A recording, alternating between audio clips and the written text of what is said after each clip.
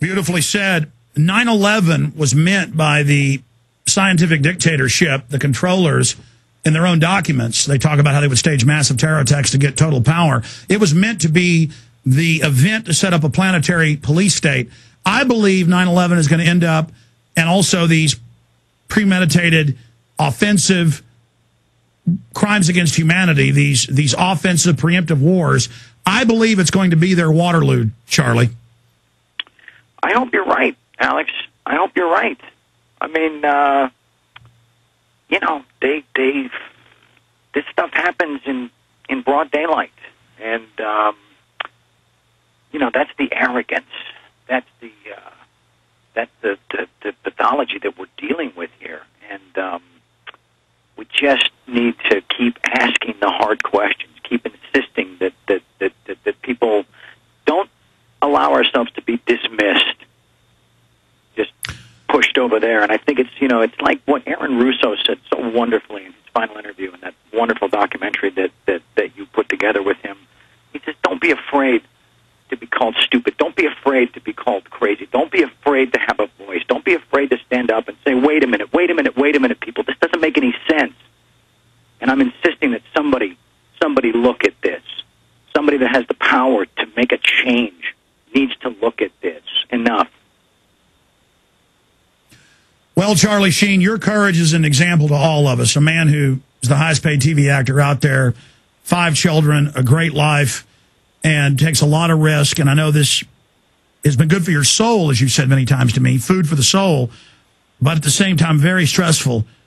And if we all lead by your example, we're going to be in a better world, because great tyranny is upon us, and people better get involved. We're being lied to about the banking takeover, the $23.7 trillion.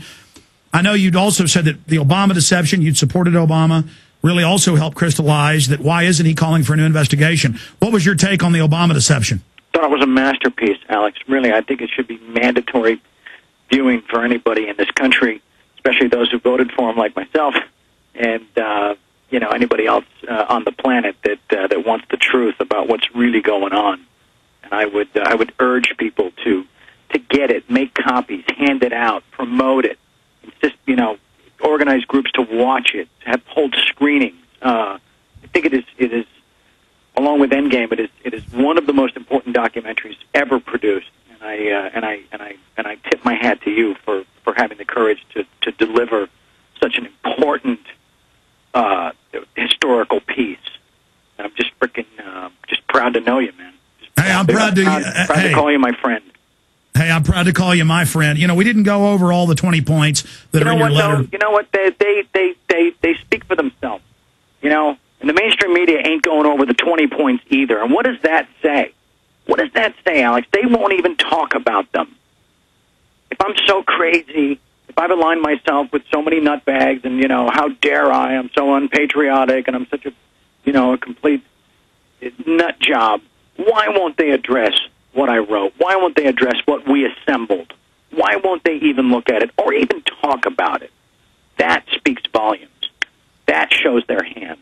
I agree, but I don't want to end this interview in the few minutes we've got left without you getting into Building 7. And you say in the piece, just watch the video of the collapse, and we have a link to the police and firemen saying, we've been told to get back, they're going to blow it up. BBC reports it's fallen completely in its own footprint. Before it falls, then they said, oh, that video is not real. Then they admitted it was real. Then they said, oh, we lost the tapes. Then they said, okay, Reuters told us it had fallen.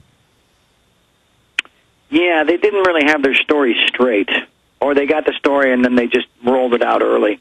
I don't know, but the reason that that is the one point, and it's obviously number 7 because it's Building 7, that's pretty obvious. But the reason that I only gave it one line is, if I'm not mistaken, wasn't it reduced to a footnote in the official report? Yeah, so that's, they gave it that much attention, and the attention that we give it in the piece, I think, is really powerful, because it's just like basically saying, Mr. President, just take a look for yourself. You're a really smart guy. You're a really educated man. Just take a look for yourself. You know what? Let's watch it together. And then you tell me, is that the result of from fire? Charlie, I know you've got to go to work and tape 2.5 Men that's going to be airing Monday, so I'm going to just let you go in just 2 or 3 minutes. Season premiere on the 21st. Couldn't help but put in a plug, Alex. Hey, that's a great show. Guys are fans in here. Thank you. Especially Jaron. He loves it. Also, hey, Alex, big shout-out to your whole staff. Guys like Aaron and Kurt and Paul and the guys that just work 22-hour days leading up to this thing, and they just really, really showed who they are and what they're made of and how much they care as well. And these are the guys behind the scenes that don't get the type of attention you and I get, but everybody needs to know how important they were in this whole process and launching 20 Minutes with the President. Yeah, I always almost give it its code name instead of 20 Minutes with the President. Yeah, it's tempting. It's tempting, Alex. We'll keep that between us. Yeah. Charlie, in closing, though, are you disappointed that so far the White House called you and said, look, we've seen it, we might pass on it, which shows they're leaving the door open?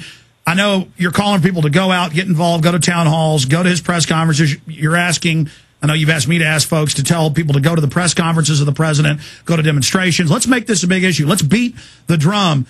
Speak to that in closing and directly to Obama, because there's no doubt that the White House is watching and seeing this. Well, let's hope. Let's hope. I mean, I know, like I said, they got their hands full with a lot of other stuff, but they need to know that this really matters. This is it's all laid out in the letter that how much this has shaped the current policy and the why the landscape exists as it does today. And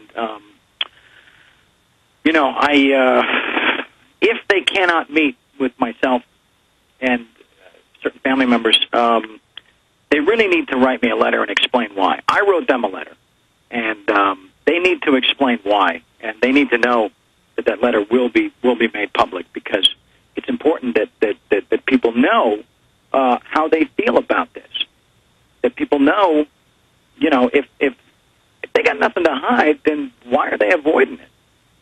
And let's be clear, it's not just Charlie Sheen meeting with the president. You've said in the emails, I like to come with Bob McIlvain, Bill Doyle, others, and they want to meet with you. They've tried to meet with the commission. Absolutely, yes. Yeah, no, they deserve the time. They deserve the attention. They deserve that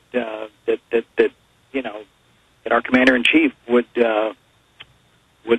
take a look at this and would hopefully say, yeah, okay, all right, this is important, this matters, and yes, I do have the power and I do have the responsibility as your president to use my executive power to enact a real investigation and to put this thing back on the front burner. Put it on the front burner, Mr. President.